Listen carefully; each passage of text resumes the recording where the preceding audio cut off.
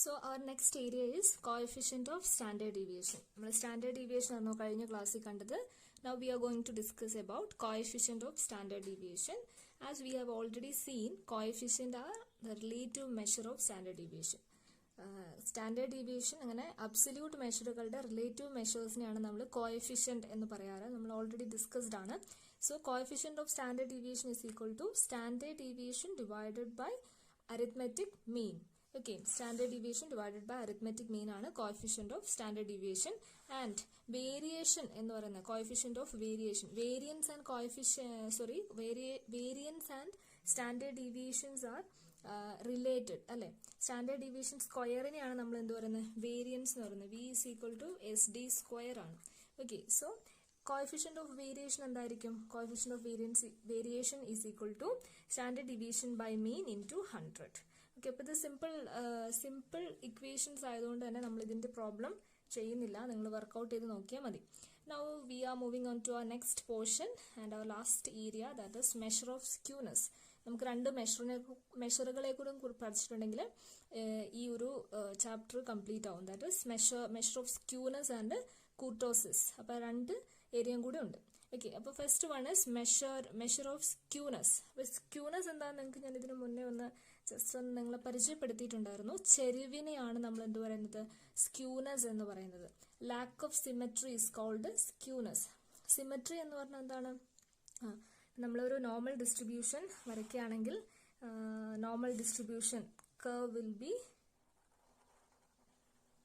Like this. ഇതാണ് ഒരു normal distribution curve.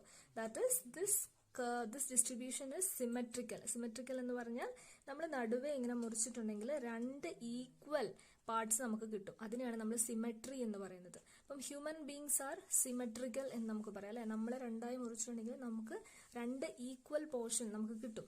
Okay, അതിനെയാണ് സിമെട്രി അല്ലെങ്കിൽ സിമെട്രിക്കൽ എന്ന് പറയുന്നത്.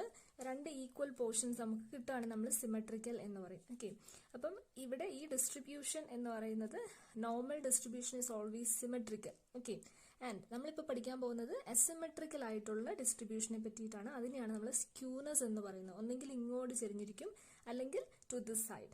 അപ്പം if the distribution is not symmetrical then it is skewed. അത് ഓട്ടോമാറ്റിക്കലി സിമെട്രിക്കൽ അല്ല എങ്കിൽ അതിന് എങ്ങോട്ടെങ്കിലും ഒരു ചെരിവുണ്ടാകാൻ സാധ്യതയുണ്ട്. ആ ടൈപ്പ് ഓഫ് ഡിസ്ട്രിബ്യൂഷൻ ആണ് നമ്മൾ പഠിക്കുന്നത്. So this is not normal distribution. It have some sort of skewness to the positive or to the negative side.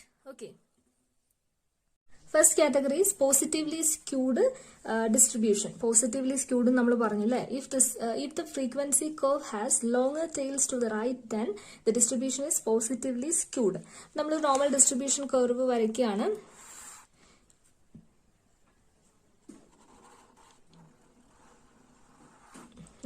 ഇങ്ങനെ വരയ്ക്കുമ്പം ദിസ് ഇസ് ദ സെന്റർ.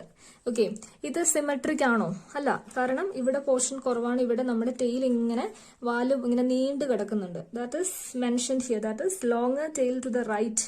ഇവിടെ റൈറ്റ് സൈഡിലേക്ക് ടെയിൽ ഇങ്ങനെ നീണ്ടു പോവുകയാണ്. ഓക്കെ, അങ്ങനെ നീണ്ടു പോവുകയാണ്. ആൻഡ് ഇങ്ങോട്ടൊരു ചെരിവുണ്ട് അല്ലെ. ഈ ഒരു ഡിസ്ട്രിബ്യൂഷന് ഇവിടെ നിന്നൊക്കെ ഇങ്ങോട്ടൊരു ചെരിവ് കൂടുതലുണ്ട്. ഇതിനാണ് നമ്മൾ പോസിറ്റീവ് സ്ക്യൂനെസ് എന്ന് പറയുന്നത്, പോസിറ്റീവ് സ്ക്യൂനെസ്. അപ്പൊ ഇവിടെ നോർമൽ ഡിസ്ട്രിബ്യൂഷൻ കർവിനെ നമ്മൾ രണ്ടായിട്ട് മുറിച്ചപ്പോൾ we are not getting two equal parts. So this is skewed. This distribution is skewed. This has skewness and skewness is positive. Positively skewed distribution ആണ് ഈ ഒരു ഡിസ്ട്രിബ്യൂഷൻ എന്ന് പറയുന്നത്. അപ്പൊ നമുക്ക് മീൻ ഉണ്ട്, മീഡിയൻ ഉണ്ട്, മോഡ് ഉണ്ട്. സോ അതെങ്ങനെ വരും? മീൻ ഇവിടെ വരും, മീഡിയൻ ഇവിടെ വരും, മോഡ് ഇവിടെ വരും. മീൻ, മീഡിയൻ, മോഡ്. ഓക്കെ, നമ്മളിങ്ങനെ എഴുതിയിരിക്കും. This is mean. ഇങ്ങനെ എഴുതിയെങ്കിൽ നമുക്ക് ഇങ്ങനെ മീൻ, മീഡിയൻ, മോഡ് എന്ന് പറഞ്ഞാൽ ഇങ്ങനെ വരും. കാരണം അത് സാധാരണ നോർമൽ ഡിസ്ട്രിബ്യൂഷൻ ആണെങ്കിൽ എങ്ങനെയാണ് വരിക? സാധാരണ നോർമൽ ഡിസ്ട്രിബ്യൂഷൻ നമ്മൾ നേരത്തെ വരച്ചല്ലോ. നോർമൽ ഡിസ്ട്രിബ്യൂഷൻ വരയ്ക്കാൻ ഇച്ചിരി പാടാണ്, കാരണം ഈക്വൽ ആയിട്ട് വരണം. ഇപ്പൊ നോർമൽ ഡിസ്ട്രിബ്യൂഷൻ ആണെങ്കിൽ ഈ സെൻട്രൽ പോർഷൻ തന്നെയായിരിക്കും മീൻ, മീഡിയൻ ആൻഡ് മോഡ്. മൂന്ന് കാര്യവും ഈ സെൻട്രൽ പോർഷനിൽ തന്നെ വരണം. അതിനെയാണ് നമ്മൾ നോർമൽ ഡിസ്ട്രിബ്യൂഷൻ എന്ന് പറയുന്നത്. So here this is not normal, ഇത് പോസിറ്റീവ്ലി സ്ക്യൂഡ് ആണ്. So the measures and central tendency, measure of central ടെൻഡൻസീസിൽ തമ്മിൽ വേരിയേഷൻസ് വരുന്നു. സോ നമുക്ക് ഇവിടെ എന്ത് പറയാം? ദിസ് ഇസ് ഇതാണ്, ഇത് 0 ആണ് കേട്ടോ, ഇത് 0 ആണ്. This is positive portion and this is negative portion. അങ്ങനെയാണ് നമ്മൾ നോർമൽ ഡിസ്ട്രിബ്യൂഷൻ വരയ്ക്കുക. അപ്പൊ നമുക്ക് എന്ത് പറയാം, ഇത് എക്സ് ആക്സിസ് ആണ് അല്ലേ, ദിസ് ഇസ് എക്സ് ആക്സിസ്. അപ്പൊ എക്സ് ആക്സിസിൽ പോസിറ്റീവില് ഇങ്ങനെ ഇങ്ങോട്ട് പോകുന്നതനുസരിച്ച് എന്താ വാല്യൂ കൂടി വരും. അപ്പം ഈ 3 എണ്ണത്തില് മോഡ്, മീഡിയൻ, മീൻ, ആ 3 എണ്ണത്തില് വാല്യൂ ഏറ്റവും കൂടുതൽ എന്തിനായിരിക്കും, മീനിനായിരിക്കും ഏറ്റവും കൂടുതൽ വാല്യൂ അല്ലെ. കാരണം മീനാണ് ഏറ്റവും അറ്റത്തുള്ളത്. Mean is greater than median, is greater than mode എന്ന് നമുക്ക് പറയാം. പോസിറ്റീവ്ലി സ്ക്യൂഡ് ഡിസ്ട്രിബ്യൂഷനിൽ എങ്ങനെയാണ് ഉണ്ടാവുക, mean is greater than median എന്നൊക്കെയാണ് എഴുതിയിരിക്കുന്നത്, median is greater than mode. Okay, അപ്പൊ അതാണ് പോസിറ്റീവ്ലി സ്ക്യൂഡ് ഡിസ്ട്രിബ്യൂഷൻ. മനസ്സിലായെന്ന് വിചാരിക്കുന്നു. നോർമൽ ഡിസ്ട്രിബ്യൂഷൻ ഈസ് ടിൽറ്റഡ്, അല്ലെങ്കിൽ ഒരു ജസ്റ്റ് ഒരു ടിൽറ്റ് ഉണ്ട് ടുവേർഡ്സ് റൈറ്റ് സൈഡ്. അപ്പൊ അതുകൊണ്ട് അതിന്റെ ടെയിൽ എന്തായിരിക്കും, ലോങ്ങർ ടെയിൽ ആയിരിക്കും. സോ നമ്മൾ നെഗറ്റീവ് സ്ക്യൂനെസ് കാണിക്കുവാണെങ്കിൽ എന്തായിരിക്കും, ഇതിന്റെ ജസ്റ്റ് ഓപ്പോസിറ്റ് ആയിരിക്കും. If the frequency curve has longer tail to the left, the distribution is negatively skewed. നമ്മൾ നോർമൽ ഡിസ്ട്രിബ്യൂഷൻ എങ്ങനെയായിരുന്നു, നമ്മുടെ നോർമൽ ഡിസ്ട്രിബ്യൂഷൻ ഇതാണ്. നമ്മൾ അത് കുറച്ച് ദിസ് ഇസ് നോർമൽ ഡിസ്ട്രിബ്യൂഷൻ, അതായത് എങ്ങോട്ടും ചെരിവ് ഒന്നും ഉണ്ടാവാൻ പാടില്ല. അപ്പൊ ഇവിടെ നോർമൽ ഡിസ്ട്രിബ്യൂഷന്റെ ഈ സെൻട്രൽ പോർഷനിലായിരിക്കും നമ്മുടെ 3 M's, 3 എമ്മുകൾ, അതായത് മീഡിയൻ, മീൻ ആൻഡ് മോഡ്, 3ഉം അവിടെ ആയിരിക്കും. നമ്മുടെ നെഗറ്റീവ്ലി സ്ക്യൂഡ് ആണെങ്കിൽ എങ്ങനെ വരും, വരയ്ക്കാൻ ഇച്ചിരി ബുദ്ധിമുട്ടാണ് വരച്ചപ്പോൾ. Okay, hope you understood. Okay, അപ്പൊ ഇവിടെ ഈ ഒരു ലെഫ്റ്റ് സൈഡിൽ നമ്മുടെ ടെയിൽ ഇങ്ങനെ നീണ്ടു പോകും. ഓക്കെ, ഈ ഒരു ഡിസ്ട്രിബ്യൂഷന്റെ ടെയില് ഇങ്ങനെ നീണ്ട് ഈ ലെഫ്റ്റ് സൈഡിലേക്ക് ഇങ്ങനെ പോകും, ഇങ്ങനെ പരന്നിങ്ങനെ കിടക്കും, ചെരിഞ്ഞങ്ങ് കിടക്കും. അതിനാണ് നമ്മൾ എന്ത് പറയുന്നത്, നെഗറ്റീവ്ലി സ്ക്യൂഡ് എന്ന് പറയുന്നത്. അപ്പൊ ഇവിടെ നമ്മുടെ മീനും മീഡിയനും ഒക്കെ ഇങ്ങോട്ടേക്ക് പോകും. ഇത് മോഡ് തന്നെയാണ്, mode, median and mean. Okay, അപ്പം മോഡ്, മീഡിയൻ ആൻഡ് മീൻ. അപ്പൊ ഇതാണ് എന്ത്, നെഗറ്റീവ്ലി. ഇതാണ് central portion 0, this is positive side and this is negative side. Okay, രണ്ട് പോർഷൻ നമ്മൾ മുറിച്ചപ്പോൾ നമുക്ക് എന്താ, നെഗറ്റീവ് സൈഡിലാണ് കൂടുതൽ ഇങ്ങനെ ചെരിഞ്ഞ് കിടക്കുന്നത്, നെഗറ്റീവ് സൈഡിലേക്കാണ്. And the tail to the left, tail is longer to the left സൈഡിലേക്ക് ഇങ്ങനെ ചെരിഞ്ഞ് കിടക്കും ടെയിൽ. അപ്പൊ അതിനാണ് നമ്മൾ നെഗറ്റീവ്ലി സ്ക്യൂഡ് എന്ന് പറയുന്നത്.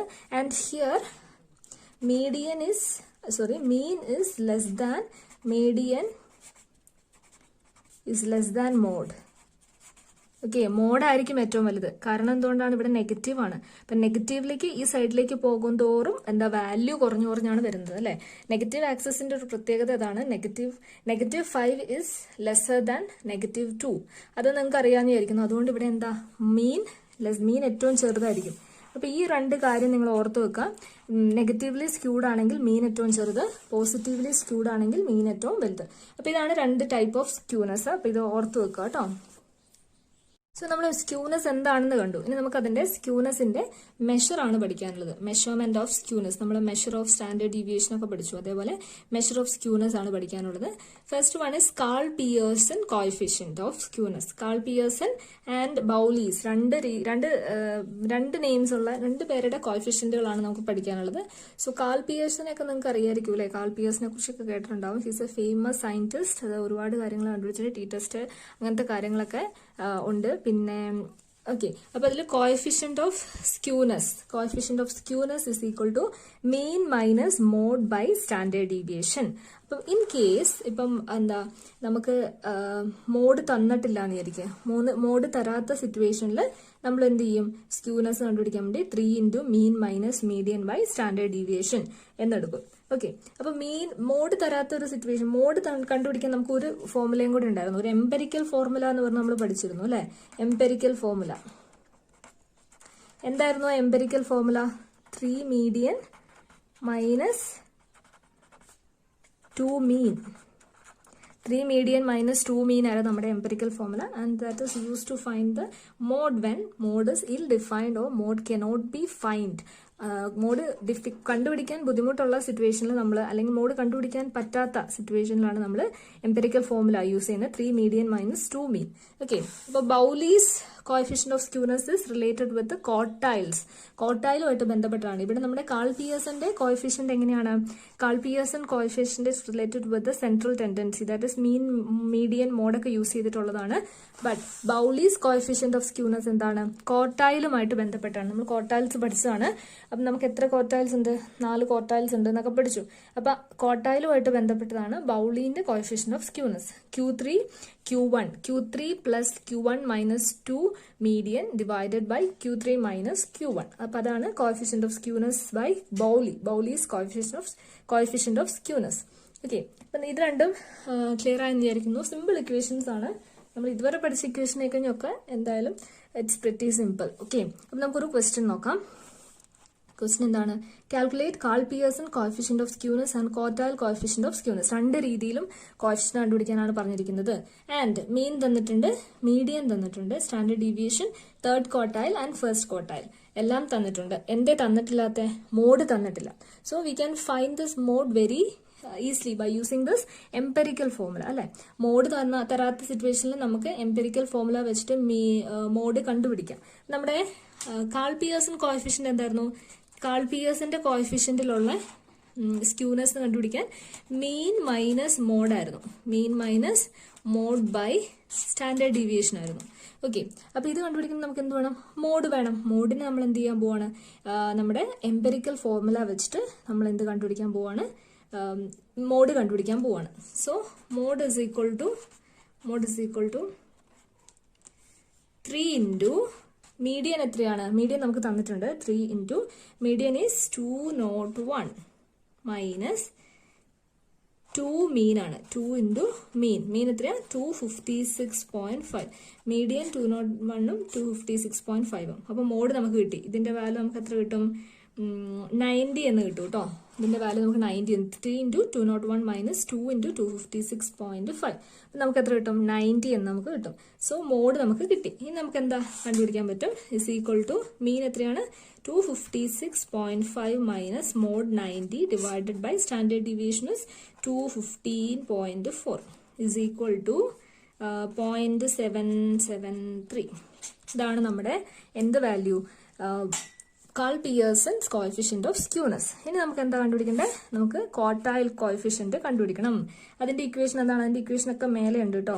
അപ്പം skewness is equal to Q3, equation വേണമെന്ന് നോക്കോളൂ. Q3 plus Q1 minus 2 median by Q3 minus Q1.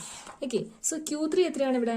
Q3 is third ക്വാർട്ടൈലിന്റെ value is 260 plus Q1 is 157 minus 2 median ആണ് കേട്ടോ.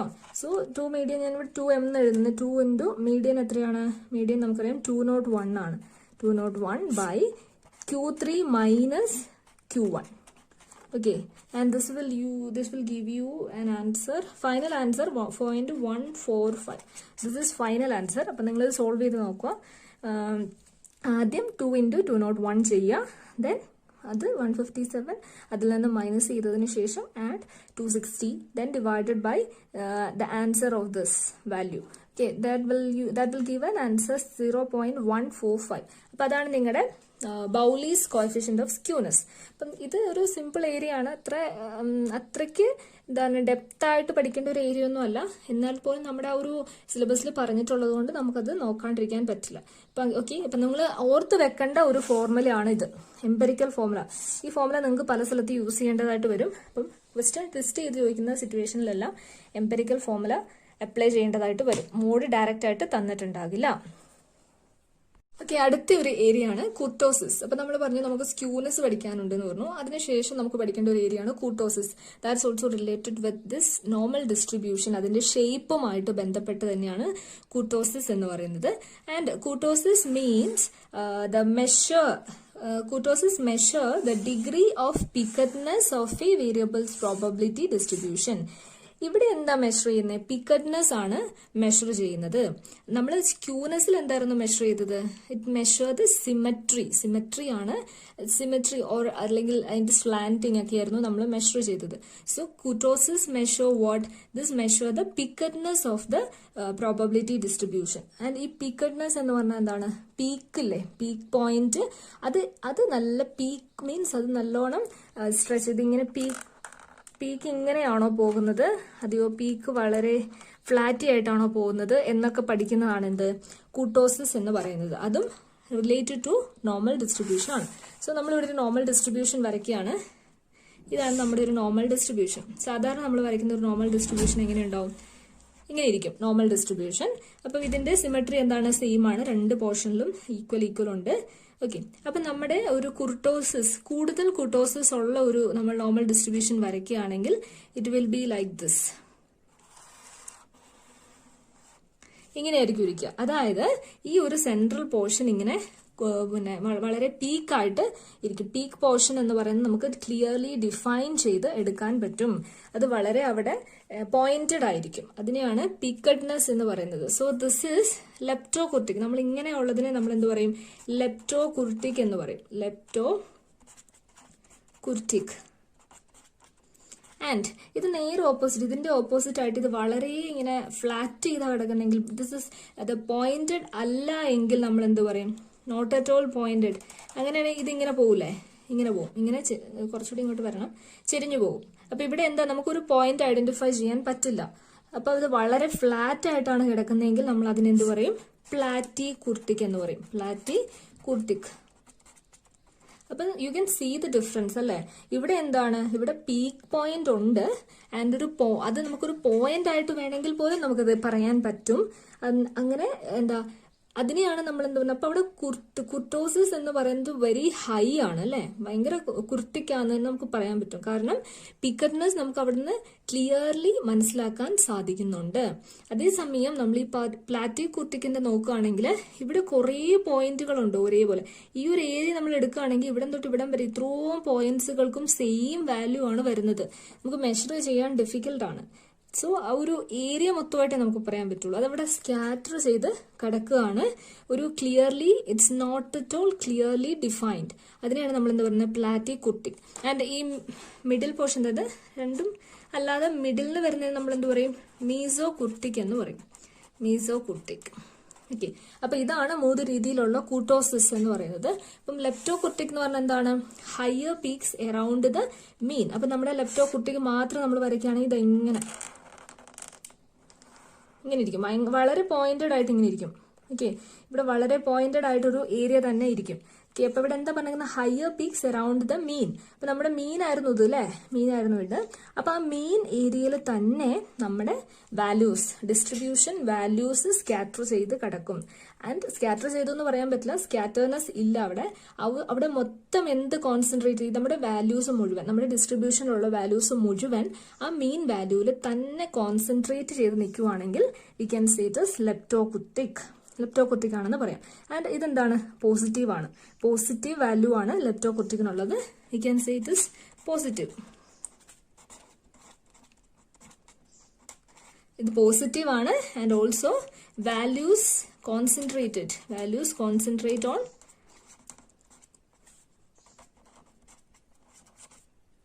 over the mean area.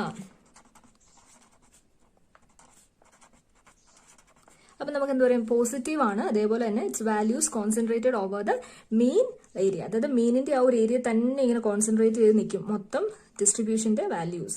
On the other hand platykurtic ആണ് എന്ന് പറയുന്നത്. നമ്മൾ platter peaks ആന്ന് പറഞ്ഞു അല്ലെ? പീക്സ് ഈസ് ഫ്ലാറ്റർ വരയ്ക്കുകയാണെങ്കിൽ ഇങ്ങനെ പോകും, ഇങ്ങനെ വളഞ്ഞു കിടക്കും.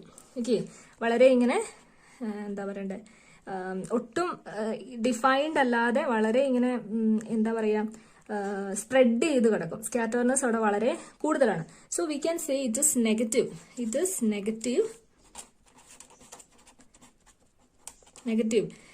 ഒന്ന്, ഇത് നെഗറ്റീവ് ആണ്. രണ്ടാമത്തെ പോയിന്റ് എന്താ നമുക്ക് പറയാൻ പറ്റും? ഇതിന്റെ വാല്യൂസ് കോൺസെൻട്രേറ്റ് ചെയ്യുമോ? മീൻ ഏരിയയിൽ ഇവിടെ കോൺസെൻട്രേറ്റ് ചെയ്ത് നിൽക്കുന്നുണ്ടോ? ഇല്ല. It is very much scattered over this 3 points. ആ 3 പോയിന്റ്സിലേക്കും അത് വളരെ സ്കാറ്റേർഡ് ആണ്. So we can say values R scattered.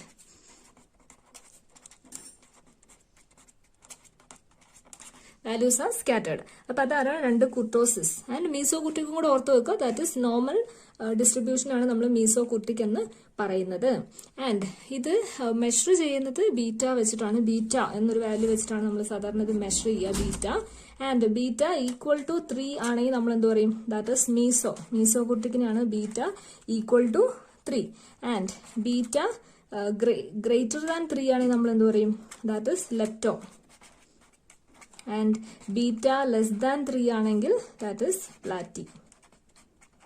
Okay, അപ്പൊ അതാണ് മൂന്ന് കാര്യങ്ങളും ഒന്ന് ഓർത്ത് നോക്കുക. മെഷർ ചെയ്യുന്ന വാല്യൂസും കൂടെ ഒന്ന് ഓർത്ത് നോക്കുക. That is all about കുർട്ടോസിസ്.